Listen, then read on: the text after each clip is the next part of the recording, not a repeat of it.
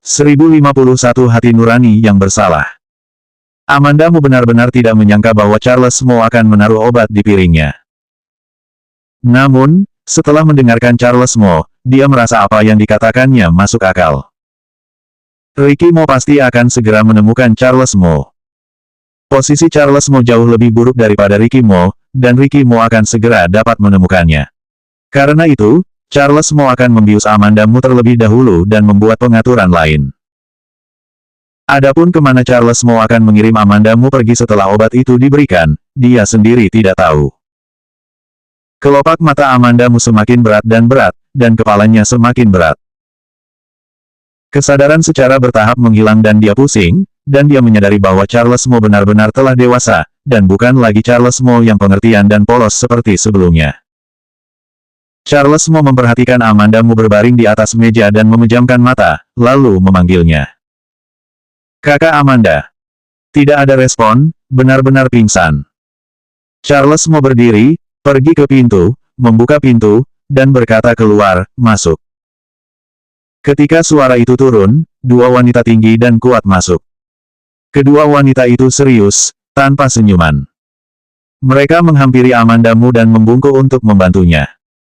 Charles Mo, melihat mereka, sedikit mengernyit dan berkata, dia adalah seorang pasien. Kalian harus lebih lembut. Kedua wanita itu saling memandang dan tidak mengatakan apa-apa, tetapi gerakan mereka jauh lebih ringan. Kedua wanita itu membawa Amandamu keluar dan Charles Mo membantu membukakan pintu.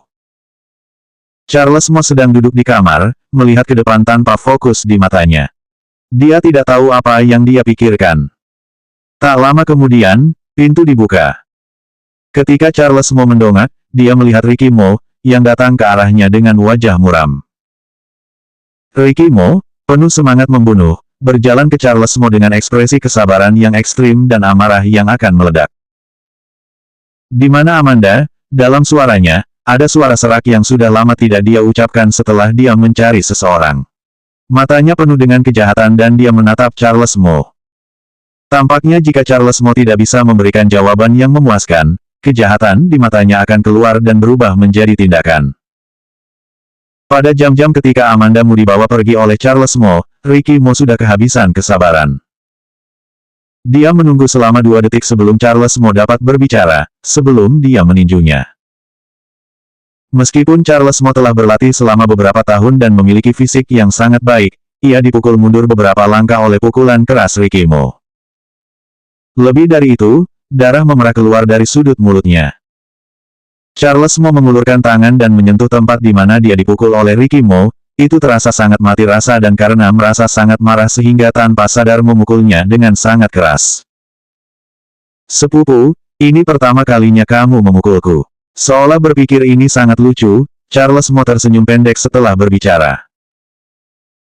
Charles Mo tiba-tiba mengubah pembicaraan dan berkata, orang-orang di kota J mengatakan bahwa kamu kejam dan tidak manusiawi, tetapi siapa menyangka aku tumbuh besar di sampingmu, ini adalah pertama kali kamu memukulku. Mata Ricky Mo berkilat sedikit, dan amarah di wajahnya tidak hilang, dan dia mengulangi, di mana Amanda? Mata Charles Mo berangsur-angsur tenggelam, dan dia mengepalkan tinjunya dan menghadapi Ricky Mo, mengapa kamu membuat ibuku gila? Apakah kematian ayahku berhubungan denganmu? Dan kakek yang menjadi lumpuh, juga kematian kakakku. Ketika Charles Mo berbicara, dia menatap dalam-dalam pada Ricky Mo. Dia ingin menemukan perasaan bersalah atau penyesalan di wajah Ricky Mo. Tapi wajah Ricky Mo tidak hanya tidak terlihat bersalah, tetapi juga mengandung sedikit sindiran. 1052 punya kemampuan, selidikilah sendiri. Charles Mo mengerahkan keberanian besar untuk merencanakan kejadian ini menggunakan Amandamu untuk memaksa Ricky Mo.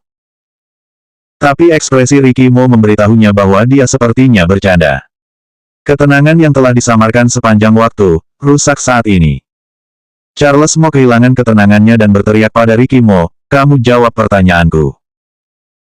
Mengapa aku harus menjawab pertanyaanmu? Cemoohan di wajah Ricky Mo bahkan lebih jelas, kamu telah mengikutiku selama bertahun-tahun, hanya mengajarimu untuk mendengarkan kepercayaan dan menggunakan wanita yang sakit untuk mencapai tujuanmu sendiri. Sejak Amandamu dibawa keluar dari resort, Charles Mo terus berkata pada dirinya sendiri bahwa dia melakukan hal yang benar. Ricky Mo yang bersalah padanya. Ricky Mo yang membunuh dan melukai keluarga Mo untuk mencapai tujuannya yang tersembunyi. Tapi saat ini, ketika dia diejek oleh Ricky Mo, dia mulai merasa bersalah. Aku, Charles Mo berkata, tapi tidak bisa berkata-kata. Betapa Ricky Mo pernah mempercayai Charles Mo, betapa dia membencinya sekarang. Kesabaran Ricky Mo sudah lama habis, aku akan tanya terakhir kali, di mana Amandamu? Matanya sedingin es, dan Charles Mo menggigil olehnya. Tetapi Charles Mo cukup berani untuk melepaskannya, menekan kepanikan dan kecemasan di dalam hatinya, dan berkata, selama kamu memberitahuku alasan membuat ibuku menjadi gila, aku akan memberitahumu keberadaan kakak Amanda. Ricky Mo mencibir, dengan penghinaan di matanya, jika kamu memiliki kemampuan, selidikilah sendiri. Jika kamu tidak memiliki kemampuan, kamu dapat hidup dalam kebingungan seumur hidup. Charles Mo benar-benar kesal. Butuh banyak keberanian baginya untuk melakukan ini, tapi di mata Ricky Mo, dia seperti anak kecil yang membuat lelucon. Kognisi semacam ini memukul hatinya dan membuatnya kehilangan akal. Charles Mo mengatupkan giginya erat-erat, dengan kebencian dan keengganan di matanya, dan berkata dengan lantang, kamu punya hak apa untuk menertawakanku? Kamu juga menjadi tergila-gila kepada seorang wanita, apapun bisa kamu lakukan, kamu ingin tahu di mana Amanda. Biar ku beritahu, aku berikan Amanda ke Dodicie. Ricky Mo menghela nafas lega, dan saat berikutnya, matanya meledak dengan keinginan kuat untuk membunuh. Charles Mo, yang berdiri di hadapannya, juga jelas merasakan niat membunuh yang terpancar dari Ricky Mo. Dia yakin Ricky Mo benar-benar ingin membunuhnya jika dia mengulanginya lagi. Tapi Ricky Mo tidak menggerakkan tangannya lagi, dan berbalik dengan hampa dan berjalan keluar, mengeluarkan ponselnya sambil berjalan.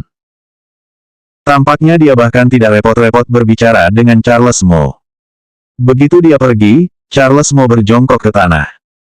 Saraf yang tadinya tegang saat menghadapi Ricky Mo akhirnya mendapat momen relaksasi. Ketika dia perlahan pulih dari ketenangannya, dia menyadari bahwa dia tidak hanya tidak mengetahui kebenaran tentang kepergian ibunya dari Ricky Mo, tetapi dia juga memberitahu tentang keberadaan Amanda Mu kepada Ricky Mo. Charles Mo tampak muram dan menertawakan dirinya sendiri. Mula-mula tawanya kecil, lalu tawa itu semakin keras.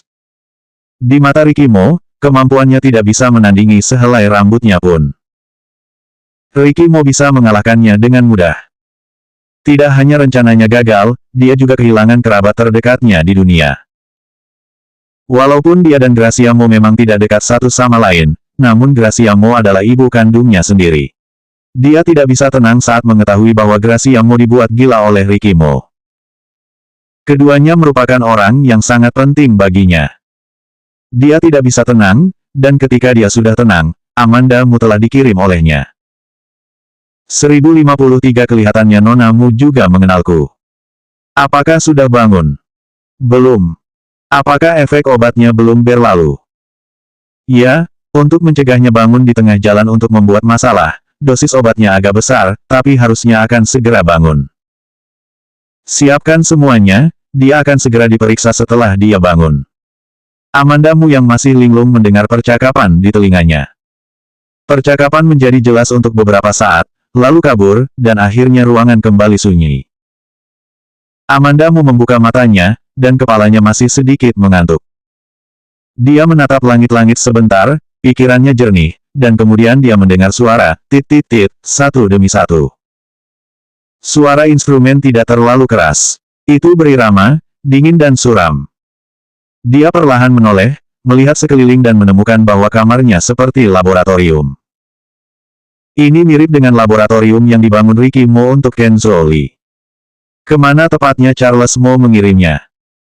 Dia hanya ingat bahwa dia pingsan setelah makan sebelumnya, dan dia tidak tahu kemana Charles Mo membawanya. Dia dengan ragu-ragu memanggil, Charles. Yang masih terdengar hanyalah suara berbagai instrumen di ruangan itu, dan tidak ada respon dari Charles Mo. Amanda Mu menggerakkan badannya dan mencoba duduk.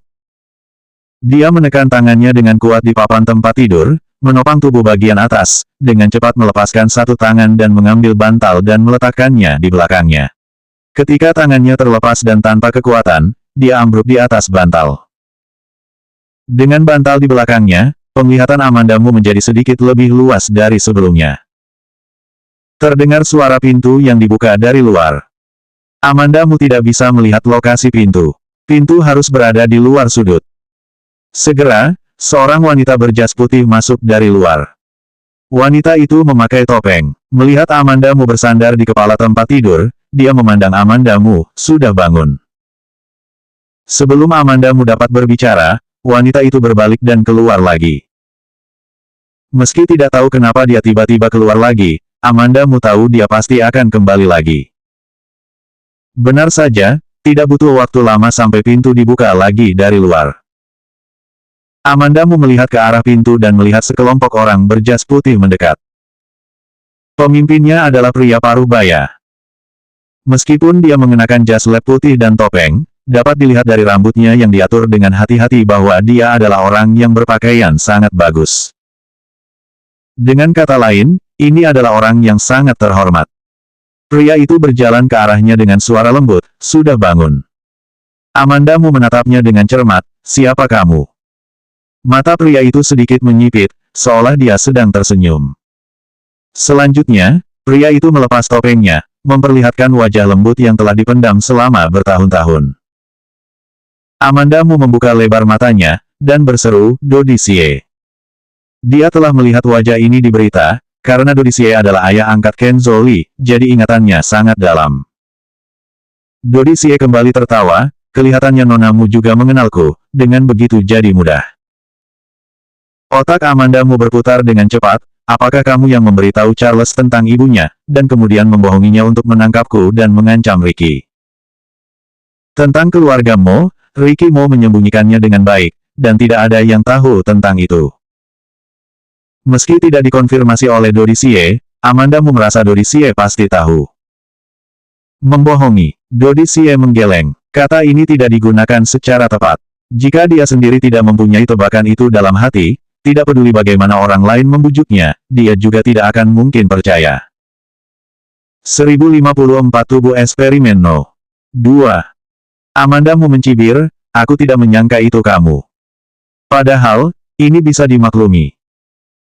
Meskipun Charles Mo masih muda dan belum dewasa, tidak berhati-hati dan cerdas seperti Ricky Mo, dia bukanlah orang yang bisa mendengarkan orang lain begitu saja.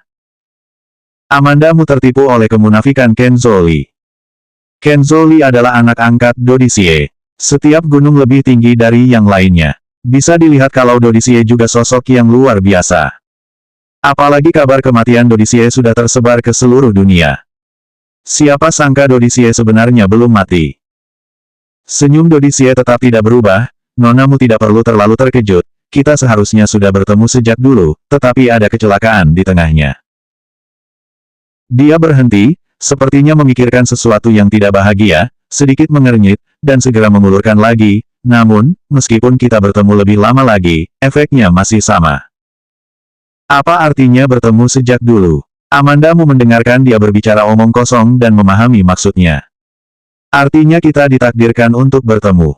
Dodicie memandang Amandamu dengan mata aneh, bukan seperti melihat seseorang, melainkan seperti melihat benda yang sangat disukainya. Amandamu menatapnya dengan tatapan aneh, dan kemudian berpikir bahwa tempat dia berada saat ini adalah laboratorium. Menghubungkan keduanya, Amandamu memiliki tebakan buruk di hatinya, dan wajahnya menjadi pucat. Dodicie cerdik, melihat ekspresi Amandamu berubah, dan dia menebak apa yang dia pikirkan. Sama seperti yang dikatakan Kenzo, seperti seorang anak yang sangat pintar, kata Dodicie sambil mengangkat tangan ke belakang, dan seseorang mengambil kursi. Dodicie duduk di samping tempat tidur, seolah hendak bercakap-cakap panjang dengan Amandamu. Meski Amandamu punya dugaan di hatinya, dia tidak yakin. Apa yang disebut Dodicie seharusnya Kenzo Li. Dia menatap Dodicie dengan tenang, tanpa berbicara. Dodicie sepertinya sudah lama mengenalnya, dan terus berkata kepadanya dengan nada yang akrab, "Kenzo, kamu tahu, dia adalah anak paling berbakat yang pernah aku lihat dalam hidupku, dan aku memiliki harapan besar untuknya. Bahkan anakku sendiri tidak bisa menandinginya. Tapi, dia ingin membunuhku." Dodicie menghela nafas, itu benar-benar menghancurkan hatiku. Amandamu banyak mendengarkan dia mengobrol seperti ayah biasa, tapi hatinya masih sangat jernih. Dia tidak percaya bahwa Dodisie akan berbicara dengannya selaku orang tua dan bicara masalah hati dengannya. Amandamu tidak sabar, apa yang akan kamu lakukan? Ekspresi Dodisie menjadi serius sesaat, dan Amandamu merasa bahwa dia mungkin juga memiliki masalah psikologis sehingga bisa mengubah wajahnya begitu cepat. Aku ingin mengobrol denganmu sebentar, jika kamu tidak bersedia ya sudahlah. Dodisie mengatakan itu, tapi tidak ada penyesalan dalam nada suaranya. Dia mengulurkan tangannya, dan seseorang di sebelahnya memberinya map tebal. Setelah kamu bangun, akhirnya kita bertemu secara resmi. Dodisie melanjutkan dengan semangat di matanya, tubuh eksperimen nomor 2. Amandamu hanya menebak bahwa apa yang akan dilakukan Dodisie mungkin terkait dengan beberapa eksperimen. Namun setelah mendapat jawaban dari Dodisie, dia merasa sedikit menyeramkan. Dodisie memanggilnya, tubuh eksperimen No. 2. Dia adalah kelinci percobaannya. Suara Dodisie mengandung nada menghibur, Nonamu, tidak usah takut. Meskipun kamu sedikit bermasalah, tapi kamu malah lebih berharga. Ini adalah suatu hal yang bagus. 1055 kalau begitu kamu bunuh saja aku. Amandamu menatap Dodisie dengan dingin, eksperimen apa? Setelah mendengarkan pertanyaan Amandamu, mata Dodisie menjadi lebih fanatik, sebuah eksperimen yang bernilai bagi seluruh dunia, aku menghabiskan banyak tenaga dan sumber daya material, dan juga menghabiskan setengah dari energi hidupku, meskipun. Amandamu dengan dingin menyela dia, jadi, sebagai badan percobaan, apakah aku perlu terus mendengarkan omong kosongmu? Aku tidak ingin tahu berapa banyak orang yang kamu bunuh, berapa banyak uang yang kamu habiskan dan berapa banyak waktu yang kamu habiskan untuk bisa disebut eksperimen bernilai bagi dunia. Persetan dengan eksperimen. Kenzo Li dibesarkan oleh Dodisie. Dia telah melakukan banyak hal-hal gila. Bisa sejauh mana Dodisie, yang membesarkannya, menjadi lebih normal darinya. Terlebih lagi, bisakah orang normal menggunakan orang yang hidup sebagai tubuh percobaan? Lagi pula saat itu Amandamu tidak tahu bagaimana keadaannya. Dodisie hanya bisa lebih gila dari Kenzo Li. Amandamu sekarang merasa mual saat melihat Dodisie. Wajah Dodisie berubah. Amandamu tidak hanya memotong antusiasmenya untuk berkomunikasi, tapi juga membuatnya marah. Dodisie dengan dingin mengerutkan sudut bibirnya, menatap Amandamu dengan ekspresi muram, tahukah kamu apa yang terjadi dengan orang terakhir yang berani berbicara denganku seperti kamu? Bagaimana kabarnya? Apakah dia sudah mati? Amandamu berkata dengan acuh tak acuh, kalau begitu kamu bunuh saja aku. Lagi pula, hidup aku yang sekarang tidak lebih baik daripada mati. Amandamu akan mengatakan ini, tentu saja karena dia tahu dia sangat berguna bagi Dodisie sekarang. Jadi, bahkan jika dia membuat Dodisie kesal dengan bicaranya, Dodisie tidak akan melakukan apapun padanya. Dodisie sangat marah hingga ucapan Amandamu membuat mulutnya bergetar, namun ia dengan cepat menahan amarahnya. Dia menghela nafas lega, menenangkan emosinya, dan berkata, jangan membuatku kesal, itu tidak baik untukmu. Amandamu menatap lurus ke depan, mengabaikan Dodisie, dan tidak tertarik dengan apa yang dikatakannya. Dodisie tiba-tiba tertawa, karena kamu tidak tertarik dengan apa yang aku katakan, maka kita harus mengatakan sesuatu yang menarik minat kamu, misalnya. Coba tebak apa yang bisa dilakukan Ricky Mo bagaimana kalau dia datang ke sini. Mendengar ucapan, Ricky Mo, tiba-tiba Amandamu menoleh ke arah Dodisie. Dodisie sedikit memiringkan kepalanya, tersenyum sangat lembut. Amandamu mengepalkan tangannya dan menatap Dodisie dengan dingin. Dodisie melanjutkan, aku sangat menantikan kedatangan Ricky Mo. Apakah kamu sama denganku? Amandamu tiba-tiba teringat bahwa Dodisie memanggilnya, tubuh eksperimen No. 2. Dengan kata lain, ada juga subjek eksperimen nomor 1. Dodisie mengatakan bahwa dia sangat menantikan kedatangan Ricky Mo ke sini, apakah juga berkaitan dengan hal tersebut? Amandamu sedang memikirkan masalah ini di dalam hatinya, dengan ekspresi tenang di wajahnya, apakah ada bedanya bagiku apakah dia datang atau tidak? Pokoknya, cepat atau lambat aku akan mati. Dodisie berkata pelan, tidak, Eksperimen kami telah mencapai kematangan, dan kamu bisa bertahan hidup. Bagaimana dengan subjek 1? Apa dia bisa bertahan? Wajah Amandamu terlihat ceroboh, seolah dia benar-benar bertanya dengan santai. Dodisie sangat benar tentang eksperimen itu. Dia berkata dengan serius, tentu saja, tetapi ada kecelakaan di tengah eksperimen nomor 1, yang menyebabkan kesalahan itu terulang. Jangan khawatir, kami yakin bisa berhasil. Amandamu berpikir dalam hatinya bahwa memang ada subjek eksperimen ke-1. Selanjutnya bab 1056 tahanan rumah yang disamarkan.